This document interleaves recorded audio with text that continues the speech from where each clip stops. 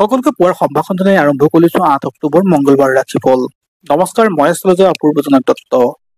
বন্ধুসকল, ৰাশিফল মূল ভিডিঅ'লৈ যোৱাৰ আগত পঞ্চায়ত অনুসৰি আজিৰ দিনটো কিছু তথ্য আপোনালোকক জনাব বিচাৰিছো।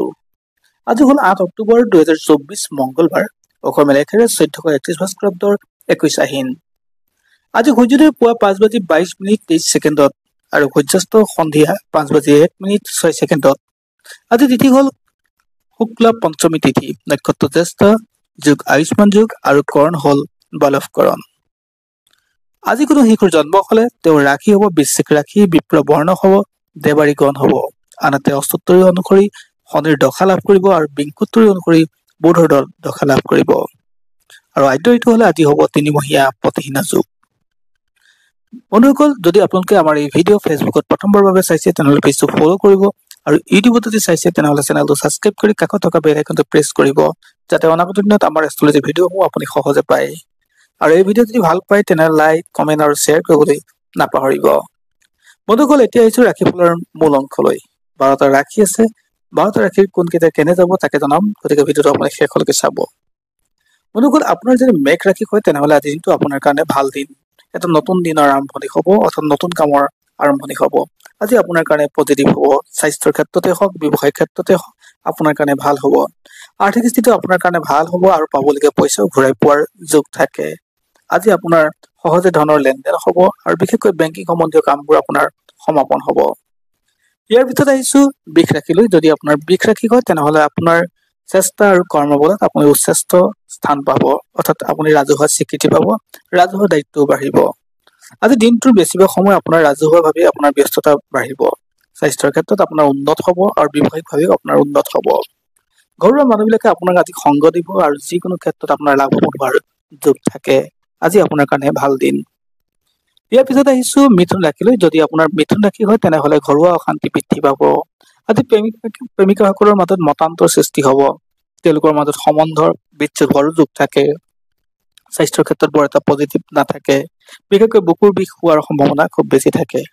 আজি পিতৃ মাতৃৰ স্বাস্থ্যৰ লৈ আপুনি সচেতন হোৱাটো দৰকাৰ। সন্তানৰ পৰা বৰ এটা পজিটিভ আশা নকৰিব আৰু তেওঁলোকে যদি শিক্ষা গ্ৰহণ কৰিছে তেওঁলোকৰ কাৰণে বৰ এটা পজিটিভ নাথাকে। ইয়াৰ পিছত আহিছো আমি কৰ্কট ৰাশিলৈ। যদি আপোনাৰ কৰ্কট ৰাশি হয় তেনেহলে আজি সম্পদ হেৰুৱাৰ ভয় থাকে। আপোনাৰ সম্পদ ক্ৰয় বিক্ৰয় কৰোতে আপুনি অলপ সাৱধান হোৱাটো দৰকাৰ, অৰ্থাৎ আপুনি কৰবাত লোকচান হোৱাৰ সম্ভাৱনা থাকে। আজি বৰ এটা পজিটিভ নাথাকে দিনটো। কষ্ট বেছি হব, দায়িত্ব বাঢ়িব।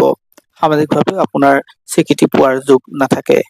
ব্যৱসায় স্থিতি বৰ এটা পজিটিভ নহয়, গতিকে ব্যৱসায় নতুনকৈ আৰম্ভ কৰাটো চিন্তা নকৰিব বা ইনভেষ্টটো নকৰিব। ইয়াৰ পিছত আহিছো আমি সিংহ ৰাশিলৈ। যদি আপোনাৰ সিংহ ৰাশি হয় তেনেহলে আপোনাৰ মানসিক স্থিতি বৰ এটা পজিটিভ হৈ নাথাকে। বিশেষকৈ সন্তানৰ ক্ষেত্ৰৰ পৰা আপুনি বৰ এটা পজিটিভ নাপাব। যিসকলে কালচাৰেল লাইনত কাম কৰিছে তেওঁলোকৰ ক্ষেত্ৰতো বৰ এটা পজিটিভ নাথাকে। অৱশ্যে ৰাজনীতিৰ লগত জড়িত সকলৰ কাৰণে আজি দিনটো যথেষ্ট ভাল দিন। ব্যৱসায়ীসকলৰ কাৰণে আজি ভাল দিন হব। তেওঁলোকে যদি লিকুইডৰ লগত কাম কৰি আছে, অৰ্থাৎ হোটেল ব্যৱসায়ৰ লগত যদি কাম কৰিছে তেওঁলোকৰ কাৰণে আজি পজিটিভ। স্বাস্থ্যৰ ক্ষেত্ৰত অলপ সমস্যা আহিব, কিন্তু পিতৃ মাতৃৰ স্বাস্থ্য উন্নত হোৱাৰ যোগ থাকে। গতিকে আজিৰ দিনটো আপুনি নতুন কাম নকৰাই ভাল, কাৰণ আপোনাৰ মানসিক স্থিতি বৰ এটা পজিটিভ নাথাকে। ইয়াৰ পিছত আহিছো আমি কন্যা ৰাশিলৈ। যদি আপোনাৰ কন্যা ৰাশি হয় তেনেহলে আজি আপোনাৰ কাৰণে দুই কুল ৰক্ষা কৰি কাম কৰাৰ যোগ থাকে। আজি আপোনাৰ কাৰণে স্বাস্থ্যৰ উন্নত হব, ব্যৱসায়িকভাৱে ভাল হব, দাম্পত্য সুখ আপোনাৰ বৃদ্ধি হব। নৃত্য গীতত ব্যস্ত সকলৰ কাৰণে আজি দিনটো পজিটিভ হব। বুদ্ধিৰে আপুনি যিকোনো কাম অতি সহজে সমাপন কৰিব পাৰিব। আজি আপোনাৰ কাৰণে পজিটিভ দিন। ইয়াৰ পিছত এইটো তুলা ৰাশিৰ কাৰণে। যিসকলৰ তুলা ৰাশি হয় তেওঁলোকৰ ক্ষেত্ৰত আজি ন্যায় পোৱাৰ যোগ আছে। যদি তেওঁলোকৰ কোৰ্টত মোকদ্দমা চলি আছে তেওঁলোকৰ কাৰণে আজিৰ দিনটো ভাল দিন। স্বাস্থ্যৰ ক্ষেত্ৰতো পজিটিভ দিন। ব্যৱসায়ীসকলৰ কাৰণে আজি ভাল দিন। কৰ্মত যিসকলে কৰ্ম কৰি আছে, অৰ্থাৎ চাকৰি বাকৰি কৰি আছে, তেওঁলোকৰ ক্ষেত্ৰত আজি স্বীকৃতি পোৱাৰ দিন থাকে আৰু ওপৰ মহলাৰ পৰা তেওঁলোকৰ ক্ষেত্ৰত পজিটিভ আশা কৰিব পাৰি।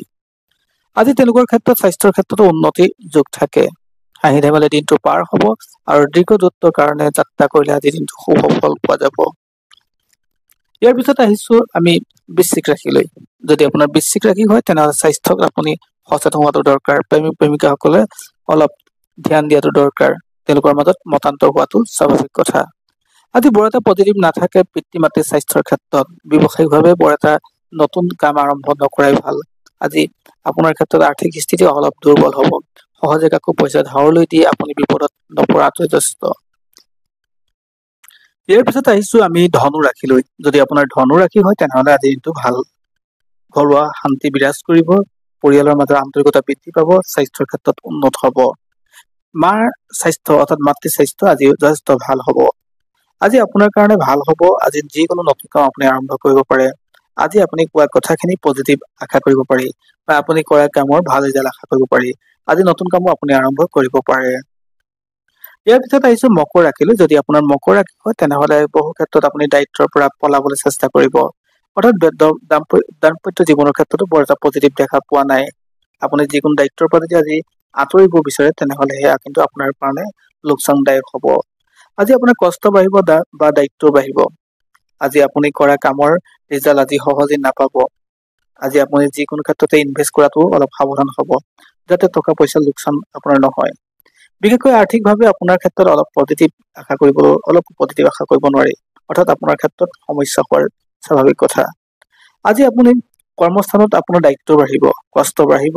সেয়েহে আপুনি নতুন কামৰ আৰম্ভণি নকৰাই ভাল। আজি আপোনাৰ ক্ষেত্ৰত বৰ এটা পজিটিভ আশা নকৰাই ভাল।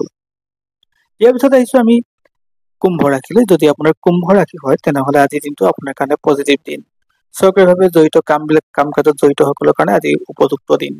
আজি আৰ্থিকভাৱেও আপোনাৰ ভাল দিন। স্বীকৃতি পোৱাৰ যোগ থাকে। অৰ্থাৎ ওপৰ মহলৰ পৰা আপুনি স্বীকৃতি, অৰ্থাৎ জ্যেষ্ঠজনৰ পৰা আপুনি স্বীকৃতি বা জ্যেষ্ঠজনৰ পৰা আপুনি প্ৰশংসা পোৱাৰ যোগ আছে। আজি আপোনাৰ কাৰণে ভাল দিন। সন্তানৰ পৰা ভাল দিন। আৰু আপোনাৰ যদি পঢ়া শুনা কৰি আছে, অৰ্থাৎ আপুনি শিক্ষকৰ লগত জড়িত হৈছে, শিক্ষকতাৰ লগত বা এডুকেশ্যনৰ লগত যিকোনো ক্ষেত্ৰত জড়িত হৈছে, আজি আপোনাৰ কাৰণে পজিটিভ দিন বুলি ক'ব পাৰি। আজি আপোনাৰ ঘৰুৱা সুখ বৃদ্ধি পাব, স্বাস্থ্যৰ উন্নত হ'ব। আজি সকলো ফালৰ পৰা আপোনাৰ কাৰণে আজি পজিটিভ দিন বুলি ক'ব পাৰি। আৰু ইয়াৰ পিছত আহিছো আমি মীন ৰাশিলৈ। যদি আপোনাৰ মীন ৰাশি হয় তেনেহলে আপোনাৰ চেষ্টা অলপ বেছি লাগিব যিকোনো ক্ষেত্ৰতে। আজি আপুনি এলাহ কৰিলে নচলিব। আজি কৰা এলাহে আপোনাক কিন্তু বিপদত পেলাব।